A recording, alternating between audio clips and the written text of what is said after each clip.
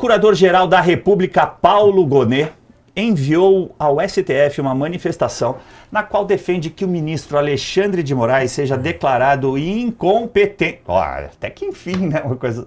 Ah, não, é para conduzir o caso envolvendo o filme Dark Horse.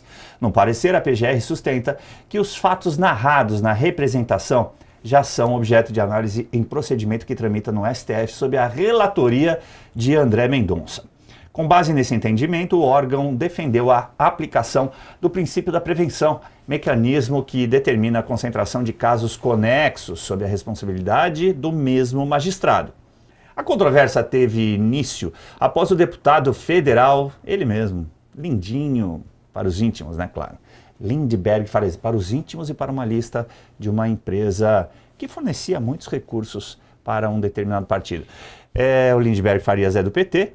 Ele protocolou uma notícia crime contra o ex-presidente Jair Bolsonaro, o ex-deputado federal Eduardo Bolsonaro e o senador Flávio Bolsonaro. O parlamentar solicita a apuração de possíveis irregularidades relacionadas ao financiamento do filme Dark Horse. Ainda falando de STF, claro, a gente aqui fala a semana toda de STF, não tem como não falar de STF. É o protagonista do Brasil.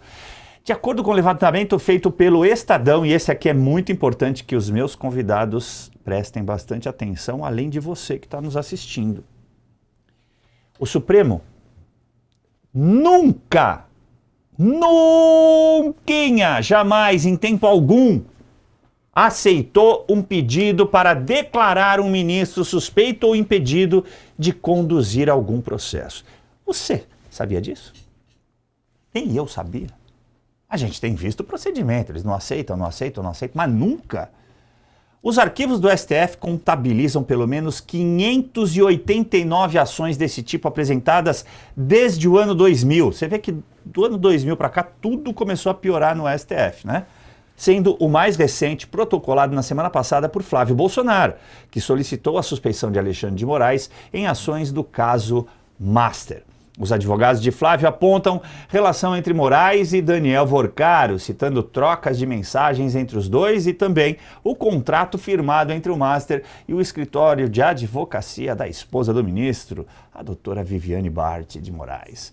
Ao todo, o STF contabiliza 340 ações com pedidos de suspeição de ministros e 249 que alegam impedimento. Como a gente disse, um total de 589 pedidos. E todos esses pedidos levados ao Supremo são decididos pelo presidente da Corte. É assim que manda o regimento. Que atualmente é ninguém mais, ninguém menos que quase que eu falei. É o Edson Fachin. Eu começo com o Wellington. Wellington, você é advogado, assim como eu, que hoje eu falo até mais baixo para não causar muito alvoroço, né? Quando eu me apresento, dá uma certa vergonha, né? Você já tinha ouvido falar sobre esses 589 pedidos, ou que ele nunca tinha aceitado? Porque que ele não vem aceitando, a gente já sabe, né? Agora, o mais inusitado é o Paulo Gonet dizer que vai ter impedimento do Alexandre de Moraes pela primeira vez. Isso que é a teoria do relógio quebrado? Acerta 2 vezes no dia, pelo menos?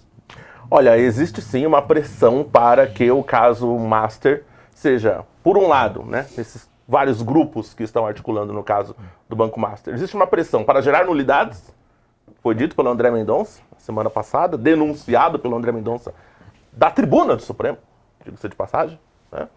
E existe também um outro lado que quer fazer o processo da maneira mais regular possível, justamente para não dar margem a nulidades processuais que possam vir a depois impactar o processo e beneficiar réus e investigados. Portanto, acredito que a PGR, ao pontuar que, por prevenção, cabe ao André Mendonça, esteja ali tentando resguardar ali a regularidade processual. Claro, não vou dizer aqui que a PGR está favorável, mas acredito que seja muito cedo, é muito precário ainda para a PGR começar a jogar esse jogo. Então está ali fazendo o básico.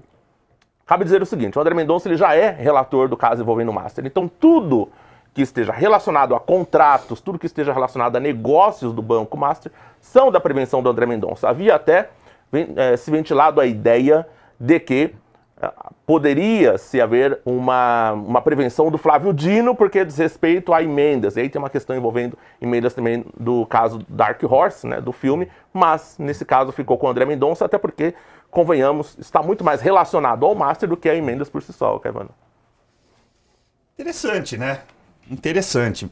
As questões de emenda seriam levadas, então, para dentro do STF, como você está dizendo, né? E algumas matérias deram também essa informação, única e exclusivamente para investigar o caso Dark Horse.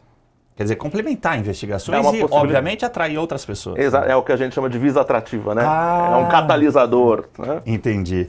Ô, Ricardo, nessa celeuma que se forma sempre em torno de suspeição, não tem como a gente esquecer o caso Tofinho. Lembra do Tofinho? Uhum. Que não vou me declarar suspeito, ele tinha liberado o Vorcaro da cadeia, né? Poucos dias depois de ter se reunido com o advogado de Vorcaro num avião indo para um jogo de futebol.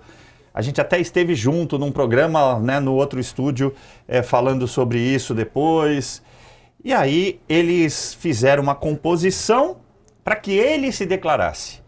É porque o STF teme que se torne jurisprudência dele mesmo e passe a responder afirmativamente? Ou você acha que é o que sempre, para mim, pelo menos, parece? Mero casuísmo. Eu acho, de verdade, mero casuísmo. O STF são os supremos, são os senhores todo-poderosos, 589 vezes nunca se declararam impedido. Agora, eu acho que além do que o Wellington falou, também pode ter uma lógica por trás do PGR. Pode ter uma lógica. Qual é essa lógica? Nós estamos próximos da eleição.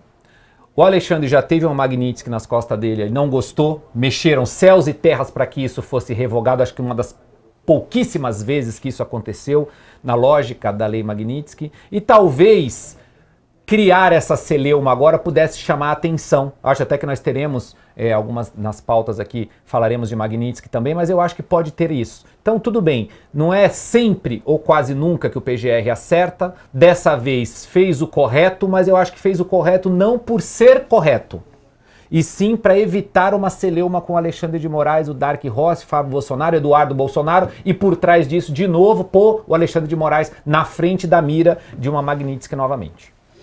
Muito bem. Eu vou aproveitar esse intervalo aqui para a gente responder algumas pessoas que parecem realmente preocupadas com o Pavinato. Então, de duas uma, ou vocês não me dão credibilidade nenhuma para aquilo que eu digo aqui para vocês, ou realmente a preocupação de vocês é genuína. Eu fico com a segunda colocação mesmo. Acho que vocês me dão credibilidade, sim. Olha só, ele está muito bem. Não é nenhum problema de saúde, não é nenhum problema jurídico, ao contrário, ele está resolvendo questões documentais da cidadania italiana dele. Então eu posso garantir a você que ele está muito melhor que nós e aproveitando o tempo livre para jogar o tigrinho. Brincadeira, essa é zoeira da minha parte. Mas eu vi que a Daniela está preocupada, a Isabela mandou até superchat aqui, dizendo, coração apertado e tal. Fiquem tranquilos. Vamos dar um descanso para ele, né? Trabalha para um caramba. Então, vamos deixá-lo aproveitar esses dias, tá bom? Curtam comigo! Curtam comigo! Em breve, talvez vocês possam não me ter mais. Então, é melhor aproveitar agora. É igual as cataratas do Iguaçu. Veja enquanto estão lá depois, né? E o acordo com informações do SBT? Ou melhor, volta,